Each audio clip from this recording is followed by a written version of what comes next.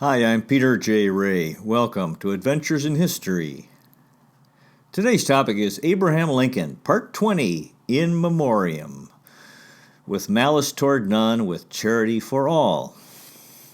We stopped last time in 1865. Abraham Lincoln had died.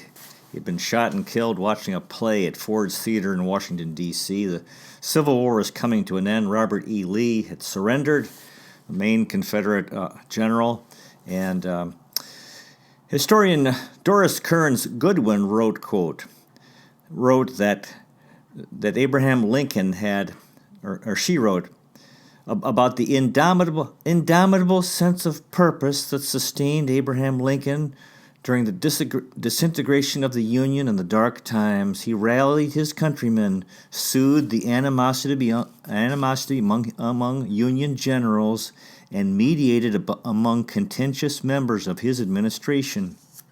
Doris Kearns Goodwin continued, quote, "The deathless name Abraham Lincoln sought from the start had grown far beyond Sangamon County in Illinois and reached across the truly United States until his legacy, as Edwin Stanton had surmised at the moment of his death, belonged not only to America but to the ages to be, revered and sung throughout all time." William Seward, who had been attacked and around the same time President Lincoln was killed, and there was an attempted murder of him, and his son, who tried to stop this attacker, but Seward recovered and his son recovered. However, William Seward's wife Frances and daughter Fanny died months later, because this was such a traumatic experience that they went through. The Washington Republican wrote, quote, "Truly it may be said that the assassin's blows passed by the father and son, and fell fatally on the mother and daughter."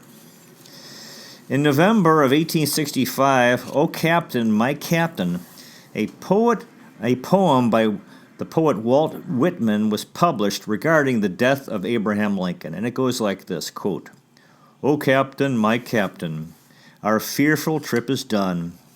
The ship has weathered every wrack, the prize we sought is won. The port is near, the bells I hear, the people all exulting, while follows the steady keel, the vessel grim and daring. But O heart, heart, heart, O the bleeding drops of red, where on the deck my captain lies, fallen cold and dead. O Captain, my Captain, rise up and hear the bells. Rise up, for you the flag is flung, for you the bugle trills, for you the bouquets and ribboned wreaths, for you the shores a-crowding, for you they call, the swaying mass, their eager faces turning. Here, Captain, dear father, this arm beneath your head. It is some dream that on the deck you've fallen cold and dead. My captain does not answer, his lips are pale and still. My father does not feel my arm, he has no pulse nor will. The ship is anchored safe and sound, its voyage closed and done. From fearful trip, the victor ship comes in with object won. Exult, O shores, and ring, O bells, but I with mournful tread walk the deck. My captain lies, fallen cold and dead. There's a reference to this poem by Robin Williams in the 1989 movie Dead Poets Society, and this poem was ranked in the top 10 in the English language for the 20th century, and it was read aloud after President Franklin D. Roosevelt died in 1945 by Charles Lawton on the radio. When President John F. Kennedy died in 1963, the poem was recited by many radio stations. Famous poem. The Christmas carol, O Little Town of Bethlehem, was composed in 1865. Now, Mary Lincoln, the widow of Abraham Lincoln, her life after the death of her husband in 1871, their son Tad died at age 18 of a heart condition, so that was very sad. 3 of their 4 sons died young. In 1875, Mary was committed by their oldest and only surviving son Robert to a mental hospital. Spent 4 months there. After she was released, she spent 4 years living in Pau in southern France, and she died in 1882, eventually moving back to Springfield, Illinois, and lived with her sister in the house where Abraham Lincoln and Mary had their wedding. Now, Robert Todd Lincoln, the son of Abraham and Mary Lincoln, he became a lawyer and attorney. He was Secretary of War from 1881 to 1885 for Presidents James A. Garfield and Chester A. Arthur. From 1889 to 1893, he was U.S. Ambassador to Great Britain for President Benjamin Harrison. He was a witness when President James A. Garfield was shot, and also when President William McKinley was shot. Both those presidents died. And he lived to attend the dedication of the Abraham Lincoln Memorial in Washington, D.C. in 1922. Abraham Lincoln's law partner in Springfield, Illinois, William Herndon, in 1866 wrote, quote, "Abraham Lincoln was certainly a very poor hater. He never judged men by his like or dislike for them. If any given act was to be performed, he could understand that his enemy could do it just as well as anyone.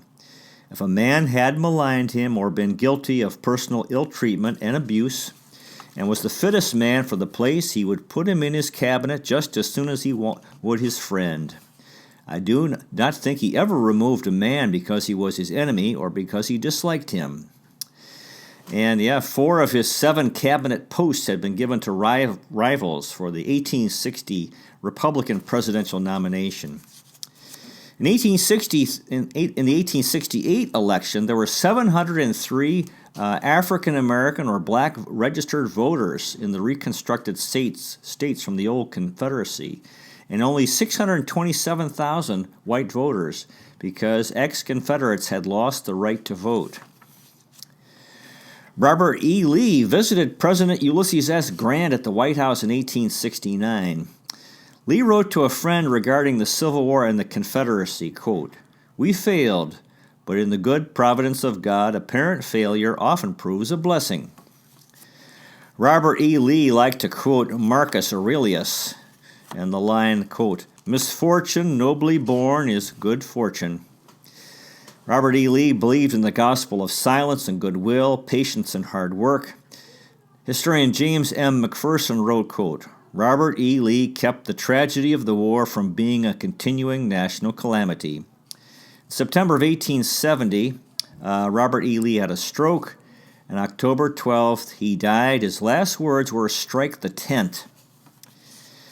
Confederate General Nathan Bedford Forrest in 1875 was in Memphis, Tennessee, and he attended a barbecue organized by a black organization, and the themes were peace, joy, and union. And Forrest spoke to this group of African Americans and said, quote, "I came here with the jeers of some white people who think that I am doing wrong. I believe I can exert some influence and do much to assist the people in strengthening fraternal relations, and I shall do all in my power to elevate every man, to depress none. I want to elevate you to take positions in law offices, in stores, on farms, and wherever you are capable of going. You have the right to elect whom you please, vote for the man you think best, and I think when that is done, you and I are free men. We have but one flag, one country. Let us stand together." Now, Mary Lincoln's, of course, she had conflict with her son Robert, and David Hardin said, quote, "Mary said that if Robert ever got, quote, to the other world, he wouldn't be allowed to approach the rest of the family." So that's really something. Mary told Robert that in heaven he would not be part of the family. I don't think she could have done that, or wanted to do that once she got to heaven. In 1878, former Confederate General Joe Johnston was elected to the House of Representatives in Congress from Virginia.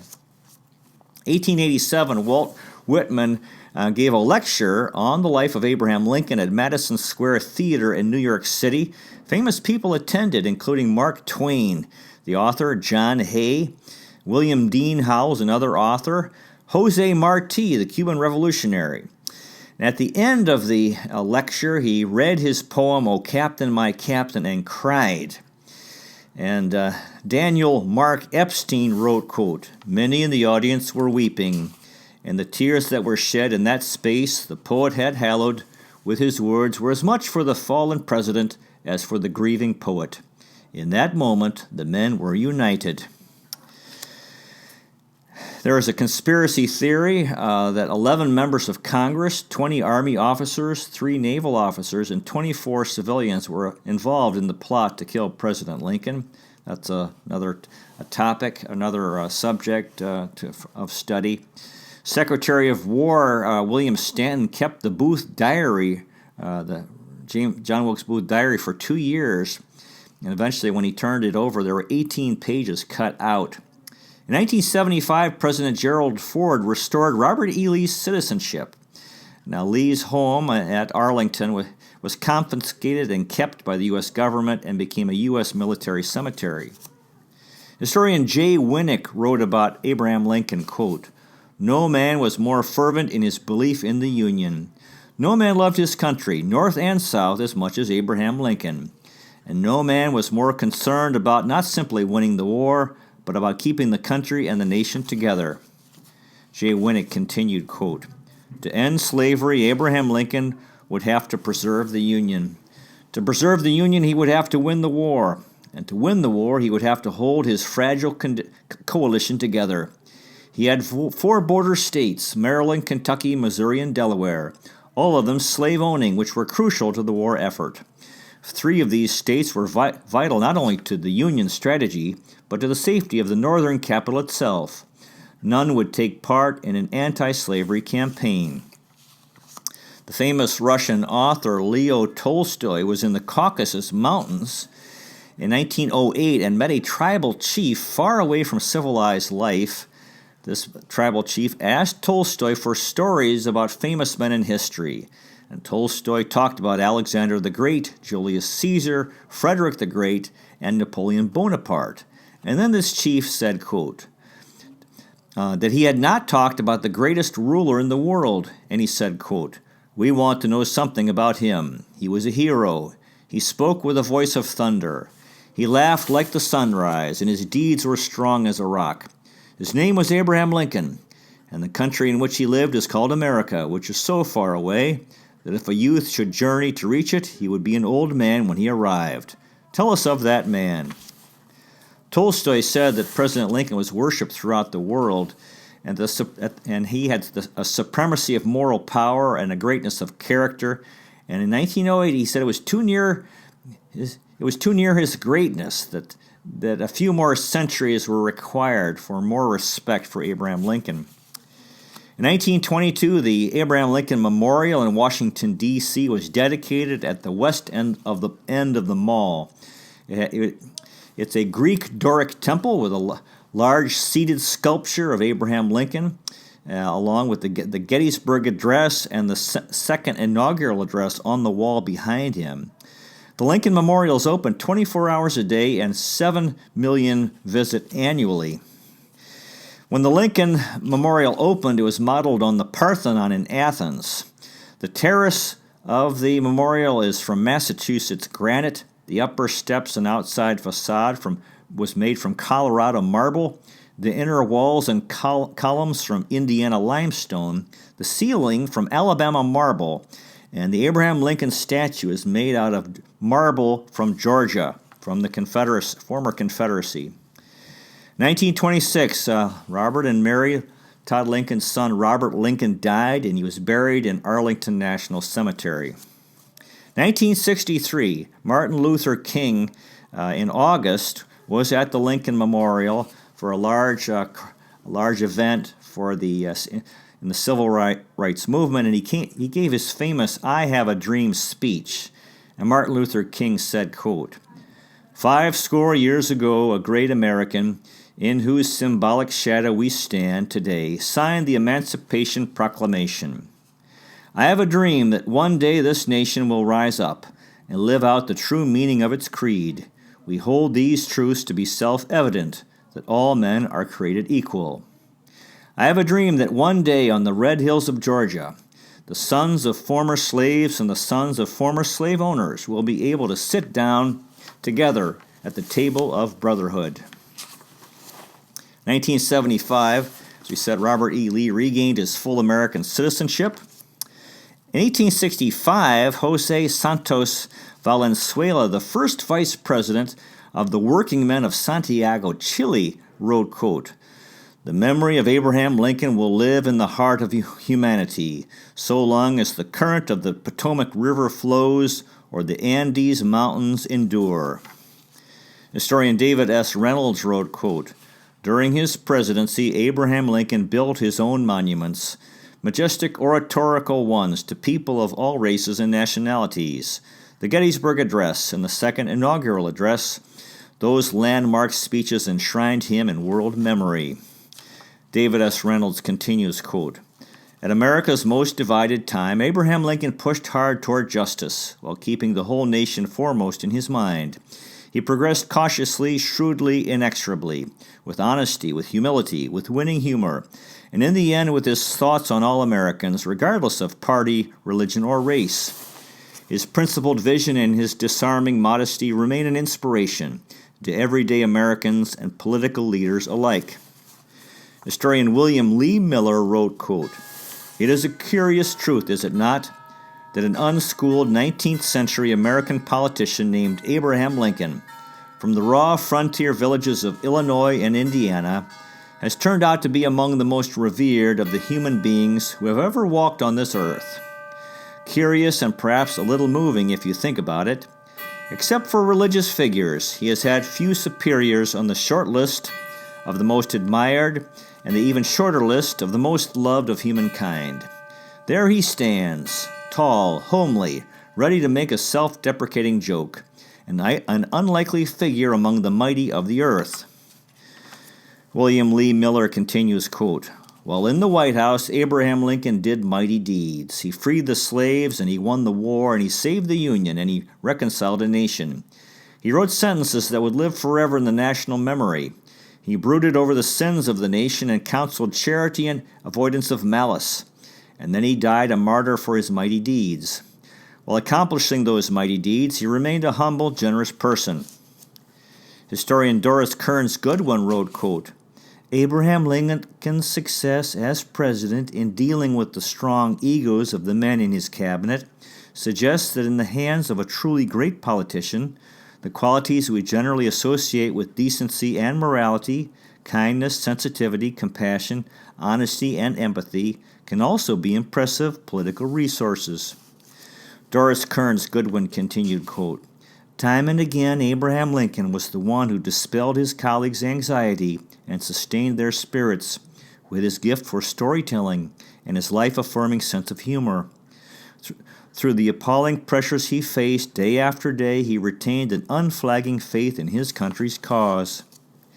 David S. Reynolds wrote, quote, "The Illinois lawyer Leonard Swett reported that Abraham Lincoln, who talked endlessly with average folk by day, pored over William Shakespeare or Euclid by night, was the most inquisitive man I have ever known, one for whom life was a school. He was always studying and mastering every subject which came before him."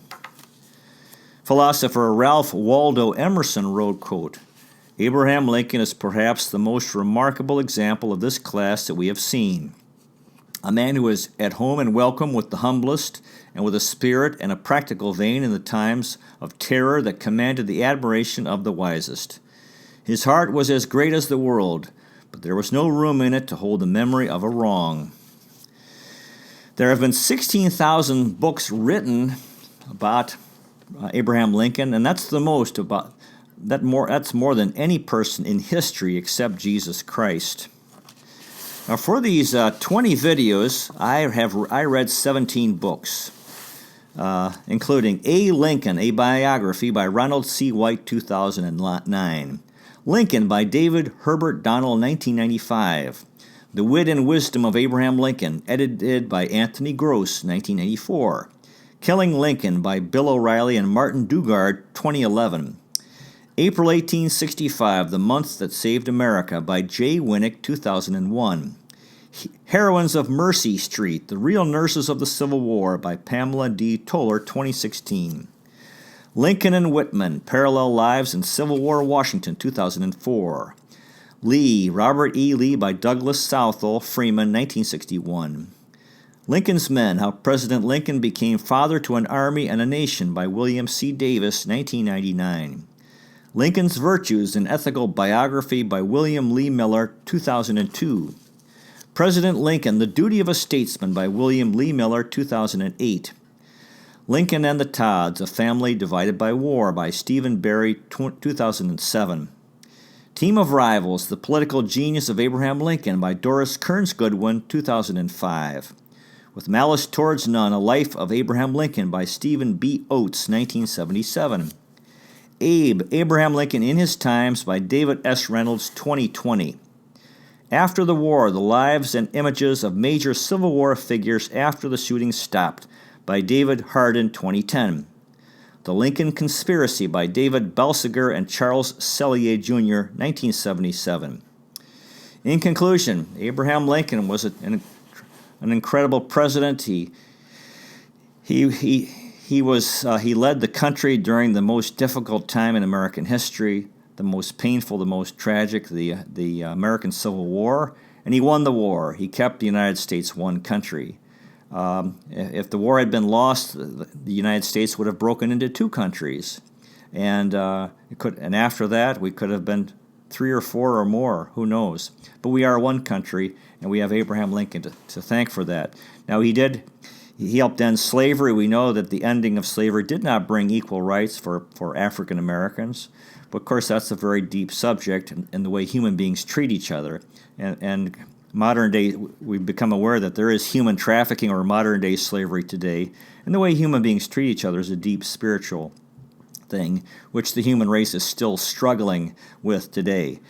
So anyway, Abraham Lincoln's life is very inspiring. He was a good man. He was brave. He was humble, worked hard, and he came from severe poverty, was ambitious, and achieved success. And again, he was successful as president because he was a good man, and he faced a very difficult situation. He didn't give up. He kept fighting, and they won the war after.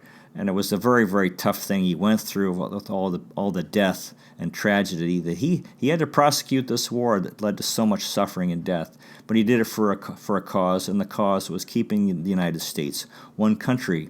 God bless Abraham Lincoln, a man who served his country well. Next time in the American History series, we'll get into the life and times of President Andrew Johnson, the 17th U.S. President. You might consider checking out our website, Adventures in History with Peter J. Ray at peterjray.com. So far, we've made 735 history videos in 9 areas: world history, American history, book reviews, poetic tours, Cleveland baseball, family history, autobiography, and Cleveland basketball. There's a donate feature. You might consider making a donation to support this work. Good luck to you with your efforts in studying history. There's so many wonderful history books out there to read, and, of course, history videos on the internet. Thanks so much for watching. I really appreciate it. God bless you. Take care, and I'll see you next time.